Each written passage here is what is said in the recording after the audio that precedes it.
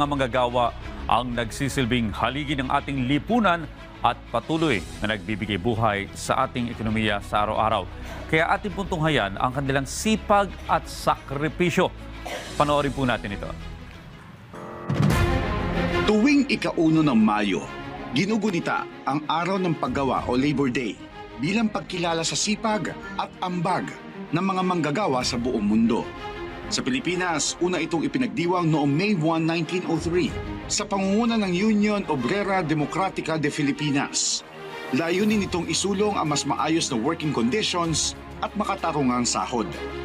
Ngunit higit pa sa kasaysayan, ang araw na ito ay para sa mga taong patuloy na bumubuhay sa ating lipunan. Para sa mga magsasaka at mangingisda, mga haligi ng ating food supply na walang sawang nagsusumikap upang may pagkain ang bawat hapag. Mga overseas Filipino workers na patuloy na nagsisikap sa ibang bansa para sa kanilang pamilya.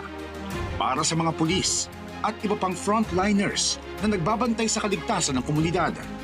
Sa mga tindero at tindera sa kanto na araw-araw nating kasama sa simpleng takbo ng buhay. Pati na rin sa mga manggagawa sa media na nagbibigay buhay sa mga kwentong ating napapanood at napapakinggan. Sa bawat sektor, sa bawat trabaho, may manggagawang Pilipino na patuloy na nagsusumikap. Kaya naman ang Araw ng Paggawa ay hindi lang basta holiday.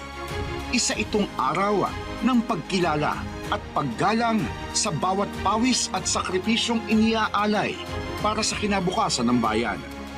Ngayong araw, pakinggan natin ang kanilang mga kwento. Unawain ang kanilang pinagdaraanan. Dahil sa huli, ang lakas ng bansa ay nagmumula sa lakas ng kanyang mga manggagawa. Saludo kami sa inyong sipag, tiyaga at dedikasyon.